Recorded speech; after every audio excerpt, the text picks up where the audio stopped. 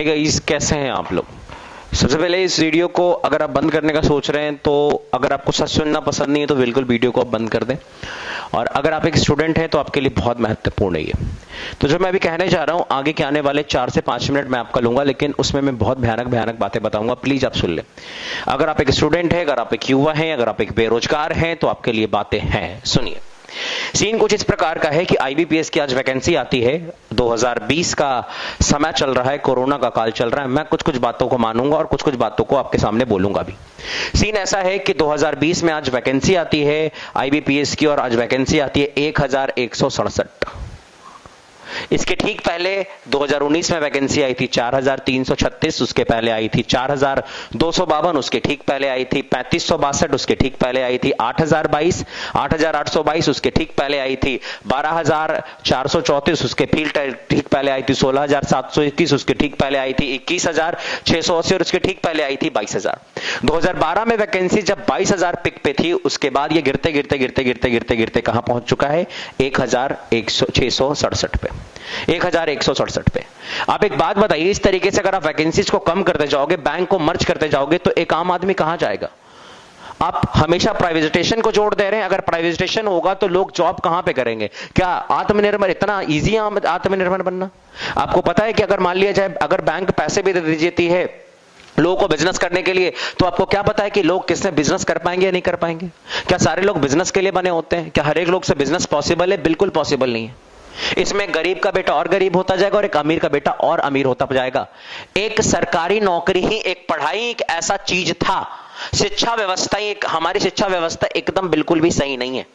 और शिक्षा एक ऐसा चीज था जिसके बदौलत एक गरीब आदमी भी आगे बढ़ के अपने बेटे के दम पे वो अपना दिन चेंज करना सोच सकता था, लेकिन वो भी पॉसिबल नहीं है क्योंकि वैकेंसी इतनी घट गई है। कहां से होगा? 1167 वैकेंसी है। बच्चा क्यों तैयारी करेगा ये बताओ मुझे। और इतनी वैकेंसी पे क्या होने वाला आप मुझे ये बताओ। मैं तो 3 एग्जांपल आपको दूंगा। आप प्लीज अपना बिल्कुल अपना पलक भी मत झपकाना, वीडियो पे लगातार टिके रहना। अगर आपको गलत बात लगे आप नीचे लिख के जाना।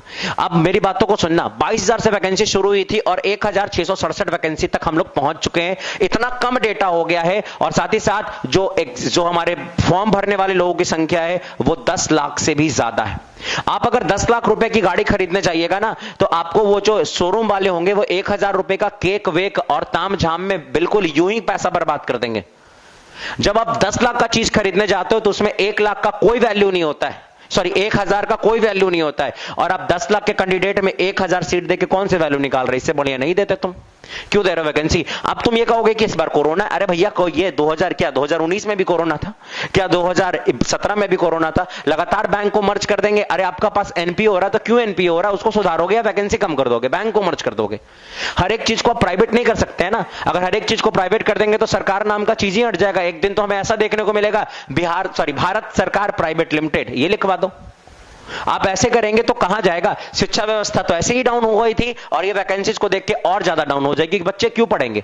अब आप कहते हो प्राइवेटाइजेशन होना चाहिए। प्राइवेटाइजेशन कब होगा? आपको अच्छी शिक्षा मिली है क्या? एक गरीब का बच्चा क्या एक अच्छी शिक्षा पा पाता है? कोई गरीब का बच्चा अच्छी शिक्षा कैसे पा पाएगा भाई? वो सरकारी स्कूल में जाता है और आप लोग सरकारी स्कूल के मास्टर को भी कहां छोड़ते? उससे जनगणना करवाते हैं, कोरोना में करवाते हैं, इलेक्शन में काम करवाते हैं। वो इलेक्शन में काम करने आया, पढ़ाने आया है?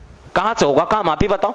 और सोचोगे कि आप वहां पे पढ़ाई होना चाहिए। कैसे पढ़ाई होगा भैया? आप तो वहां पे स्कूल में आधा दिन फोर्स रहते हैं, वहां पे कभी वहां पे कुछ रहता है, कभी वहां पे कुछ रहता है, आधा दिन इधर उधर कहानी रहती है। वो कैसे आप सोच सकते हैं? कैसे एक्सपेक्टेशन आप रख सकते हैं कि कोई गरीब का बच्चा उस स्कूल में पढ़ के और किसी प्राइवेटाइजेशन नौकरी, किसी प्राइवेट कंपनी में अच्छी नौकरी पा पाएगा? उसके लिए पहले से स्किल होना चाहिए। प्राइवेट वाले पहले से स्किल मानते हैं और वो स्किल पाने के लिए एक अच्छा स्कूल चाहिए और एक अच्छा स्कूल में पढ़ाने के लिए बाप के पास पैसा होना चाहिए। जिस बाप के पास पैसा नहीं होगा अपने बेटों को अच्छा शिक्षा वो नहीं दे पाएगा। और अगर अच्छा शिक्षा नहीं दे पाता है तो वो कभी भी जीवन काल में नहीं जा पाएगा एक अच्छे नौकरी की तरफ। यानी जो गरीब है उसका बेटा भी गरीब रहेगा और भी उसकी पीढ़ियां गरीब ही रहेंगी। जब कोई गरीब का बेटा ना, जब कोई किसान का बेटा ना, एक बेटा ना पढ़ के आईएएस ऑफिसर बन जाता है या पढ़ के किसी बैंक का पीओ बन जाता है या फिर पढ़ के एसएससी का कोई अच्छा ऑफिसर बन जाता है, तो आपको पता होना चाहिए उसका पूरा जनरेशन चेंज हो जाता है, उसके आने वाली पीढ़ियां चेंज हो जाती हैं। फिर उसके कोई लोग जो है वो नीचे दबके के काम नहीं करते हैं, वो भी पढ़ाई करते हैं और वो भी आगे उत्साहित होते हैं। पड़ते कुछ काम को करने के लिए। आप खुद सोचिए, अगर वैकेंसी नहीं रहेगी तो बच्चा क्यों पढ़ाई करेगा। और एक बात और, अगर आपको प्राइवेट करना है कोई बात नहीं, प्राइवेट करना बहुत अच्छी बात है, लेकिन आपकी शिक्षा नीति पहले से प्राइवेट लाइक नहीं है। हमारी शिक्षा व्यवस्था प्राइवेट लाइक नहीं है। बच्चों को उस तरीके से ट्रेंड करिए। आप भाई प्राइवेट पहले कर रहे हो और बाद में शिक्षा व्यवस्था ला रहे हो, फायदा क्या। पहले शिक्षा व्यवस्था लाइए, उसके बाद आप प्राइवेट करिएगा। आगे आइए, आगे देखिए, आपको पता होना चाहिए जनरल और ओबीसी वाले को 850 रुपए लगेंगे और 175 रुपया देना पड़ेगा एससी एसटी वालों को। आपको पता है कि कम से कम 10 लाख लोग इस फॉर्म को भरेंगे और 10 लाख से ज्यादा, मैं एक अमूमन बता रहा हूं, पिछले साल 20 लाख लोगों ने फॉर्म भरा था, इस लाख मान लेते हैं कि 10 लाख लोग फॉर्म भरते हैं, तो अगर 10 लाख लोग फॉर्म भरते हैं तो आपको पता होना चाहिए कि सरकार के पास 85 करोड़ रुपया जाएगा। और इस 85 करोड़ में से मान लेते हैं कि 10 करोड़ एग्जाम लेने और ट्रेनिंग कराने में खर्च कर देगा, तो उसके बाकी का 75 करोड़ का हिसाब कहां पे गया। आप मुझे जल्दी से बताइए 75 करोड़ जाएंगे कहां पे। ये 75 करोड़ क्या होगा। आप कहोगे सर्विस होगा, उसको सैलरी मिलेगा, तो जो सर्विस करेगा वो क्या सर्विस नहीं करेगा, वो सरकार को सर्विस नहीं देगा। अगर आप एक स्टूडेंट हैं तो इस वीडियो को ज्यादा से ज्यादा शेयर करिए, सारे बच्चों तक पहुंचाइए, ताकि आपको पता चलना चाहिए, ताकि सबको पता चलना चाहिए कि कुछ होने वाला है, कुछ करने वाले हम लोग हैं। और जब तक हम लोग कुछ काम नहीं करेंगे हम यूं ही हाथ पैर मोड़ के बैठ जाएंगे। मैं ये नहीं कहता हूं, मैं ये बिल्कुल भी नहीं कहता हूं, मैं किसी की भी बिल्कुल भी निंदा नहीं कहता हूं, मैं किसी सरकार की निंदा नहीं कहता हूं, मैं हर एक सरकार की बहुत रिस्पेक्ट करता हूं।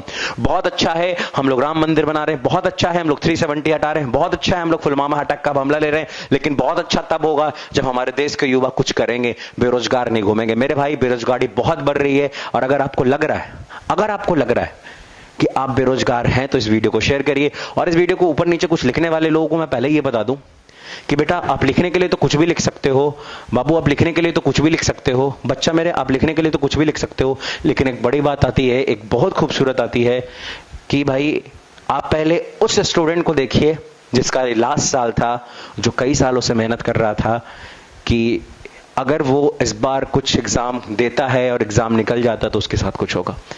एक बार की बात है, मैं क्लास से जब निकला है, मैं maths teacher, my name is Nishant Kumar Shah. मैं एक बार क्लास से निकला, एक बच्चा मेरे कंधे पे आकर रोने लगा, बहुत तेज से रोने लगा। मैंने उसे बहुत देर चुप कराया। काफी देर चुप कराने के बाद मुझे लगा, फरवरी का महीना चल रहा था, मुझे लगा कुछ चक्कर उक्कर होगा दूसरा वाला। लेकिन वो बच्चा बहुत देर के बाद चुप होता और वो कहता है कि सर पापा ने मेरे को इस बार पटना भेजा था, पापा मेरे किसान है, कि एनटीपीसी आने वाला है, एनटीपीसी में मैं जॉब कर लूंगा पढ़ाई करके, लेकिन सर एनटीपीसी का तो एग्जाम ही नहीं हो रहा है। जब एनटीपीसी का एग्जाम नहीं हो रहा है तो पापा आप कह रहे हैं कि बेटा इससे ज्यादा मेरे पास पैसा नहीं, अब गांव लौट जाओ। वो कहता है क्या कि सर मेरे को पढ़ना था सर, मेरे को यहीं रहना था सर, अगर मैं घर जाऊंगा तो पढ़ाई नहीं हो पाएगी सर, खेत में काम करना पड़ जाएगा सर, कैसे भी एग्जाम हो जाए सर, कैसे भी एग्जाम करा दो, मेरे हाथ में कि मैं एग्जाम करा दूं। मैं रात भर उस दिन नहीं सोया। क्या आपको पता है कि बच्चे कैसे आकर रोते हैं? क्या आपको पता है कि बच्चे क्या करते हैं? अगर रियलिटी में अगर आप एक स्टूडेंट हैं तो भैया प्लीज वीडियो को शेयर करिएगा और उन लोगों तक पहुंचने दीजिएगा वीडियो जो ऊपर प्रोफाइल में बैठे हुए हैं, ताकि उनको भी पता चले कि क्या सीन क्रिएट हुआ है। आज के लिए इतना ही। Thank you very much.